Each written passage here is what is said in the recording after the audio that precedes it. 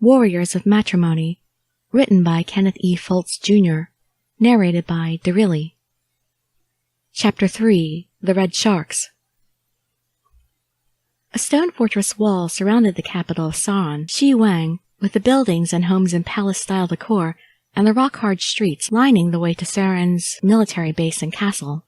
The gates to Shiwang opened wide to let the horse-drawn carriage along with a group of Saron soldiers enter.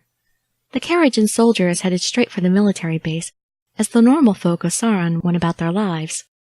On the side of a tall building, in the shadows on one knee, watching the carriage ride, was 15-year-old Tyson, a blond boy dressed like a pirate with a white open shirt and a tribal-style lion tattoo on his left rib cage.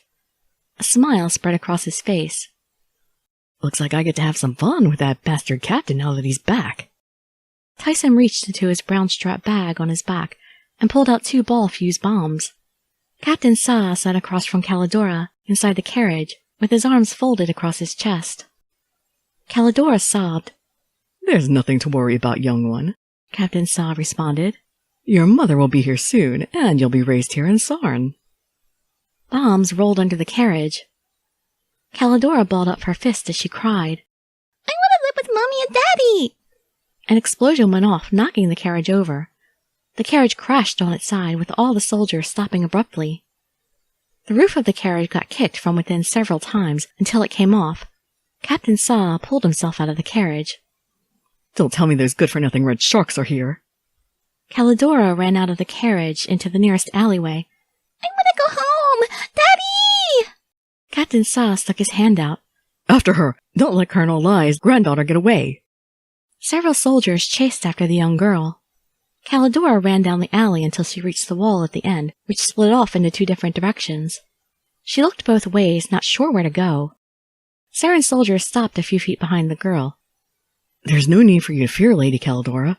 We won't harm you. So she's a lady. A voice came from above. Tyson dropped down between Calidora and the Saron soldiers. He picked himself up. Guess that's the special treatment you get when you're a female related to that slave driver colonel. Tyson placed his right hand behind his back as he crouched his body. Saronian soldiers took up their guard.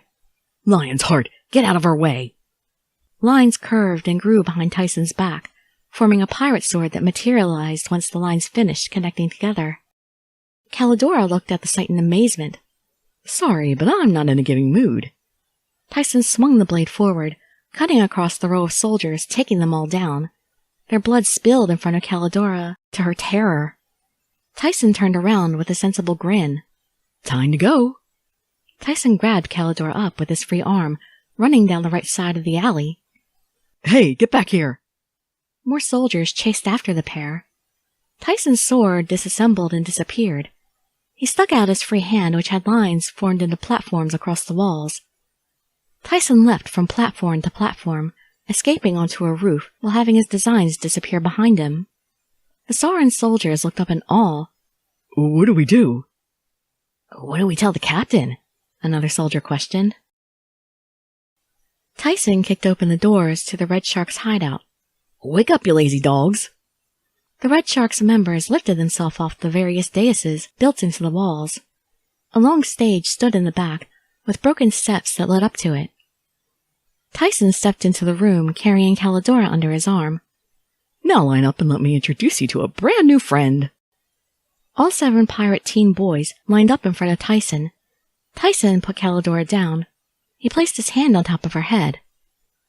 This is my crew. Tyson spread his arm across from left to right, introducing them all as they smiled. Jason is my second in command. Mason, Nason, Basin, Racin, Bison, and Yarson, better known as the Red Sharks. Calidora had tears in her eyes and gave a small wave, trying to be polite. Hello. Calidora pulled behind Tyson's leg, grabbing onto his pants. Jason, who had black hair, looked over at the girl and pointed at her. Hey, Tyson, who is this girl anyway? Tyson looked down at his scared little companion. This here is Colonel Lei's granddaughter. Varison, the oldest with blue hair, leaned forward. I thought she looked familiar.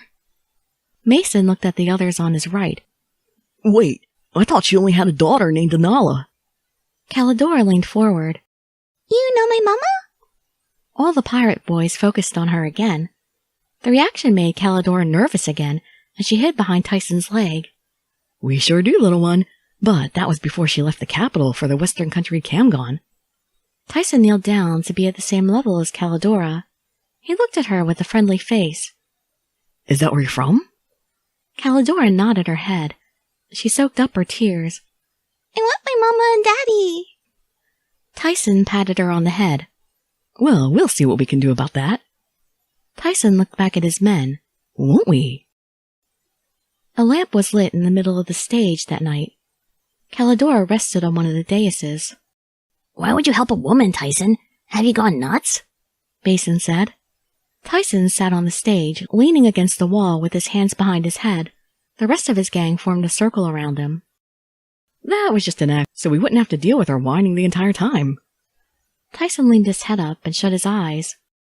I have no intention of reuniting her with her family, especially when she can be of so much use to us, Tyson continued. Basin, who possessed spiky black hair and blue eyes, placed his hands on his ankles and leaned forward. Useful to us? This is a boys-only club. Jason looked over at Basin like he was an idiot. Just learn to think for once, would ya? The old bad colonel would do anything to get her family back, Varison said. Exactly. Tyson crossed his legs as he leaned forward. He lowered his hands down to his lap and opened his eyes. We could have the entire city in our hands, no longer oppressed by that woman and their stays of office. Jason got a dark look on his face.